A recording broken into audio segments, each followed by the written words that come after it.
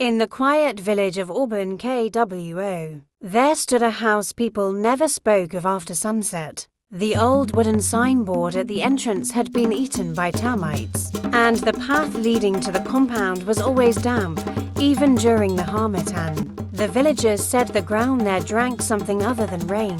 They called it Ezeanya's house, the home of a family that vanished 30 years ago without a trace. The father, a wealthy palm oil merchant named Ezeanya, had been respected and feared for his influence. His wife, Adoku, was known for her beauty and her strange, nightly habit. She would walk the compound barefoot at midnight, talking softly to the shadows. Their only child, little Chinye, was 7 when the family disappeared. No one knew exactly what happened. Some said Ozo had angered the spirits by building his home on Forbidden's land. Others whispered that Adoku was not entirely human, and her real family had come to take her back.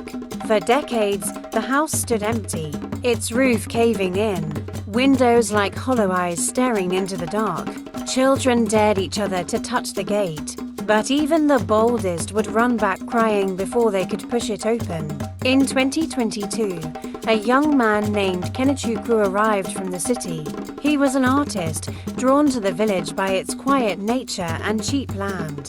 When he asked about buying a place to stay, the elders avoided his eyes and muttered, "There is only one place, but you won't want it." Kenechukwu was curious and foolish. He bought Ezeanya's house for next to nothing. Everyone watched silently as he dragged his belongings into the compound. Not a single villager offered to help.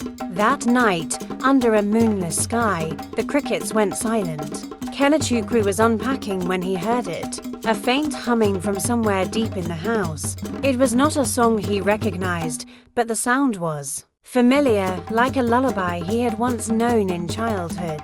He followed it, his phone torch trembling in his hand, until he reached the old living room. There was a chair rocking slowly by itself. Kenechukwu told himself it was the wind, though there was no wind. He went to bed, but the moment he closed his eyes, he felt someone sit at the foot of his bed. He opened them. There was no one there. But when he looked toward the corner of the room, he saw a small girl standing in the shadows. Her head was tilted, and her eyes were as black as the space between stars. "Where is Mama?" she whispered. Before Kenechukwu could speak, she was gone. That night, he dreamt of a woman walking barefoot in the compound, whispering to something he could not see. When she turned to look at him, her face was not human, her mouth stretched wide, and her eyes glowed like dying embers. Over the next weeks, the house began to change him. Kenechukwu stopped painting during the day and started working only at night, as if something was pulling him toward the darkness. His new paintings were unlike anything he had ever done: faceless children, doorways leading into black voids, and women with their feet submerged in water that was red, not blue. The villagers whispered that Ezeanya's bloodline was pulling him in. One evening, an old woman named Mama Ifeoma knocked on his door. "Pack your things and leave before the moon hides again," she warned. "That house is not empty. The ground beneath it is a gate." She told him the real story. Ezeanya had built his home over an ancient well, one that was once used to return unwanted children to the spirit world. But Adoku, his wife, had not been entirely of this world. When Chinye was born, she was never meant to live past her 7th birthday. On the night she was meant to be taken back, Ozo refused. The spirits took all 3 of them, but they didn't leave. Mama Ifeoma said, "They are waiting for a new family to join them." Kenechukwu planned to leave the next morning, but that night, the humming returned. This time it was louder. He locked his bedroom door, but the humming was now inside the room with him. The walls began to sweat, dripping with something warm and sticky.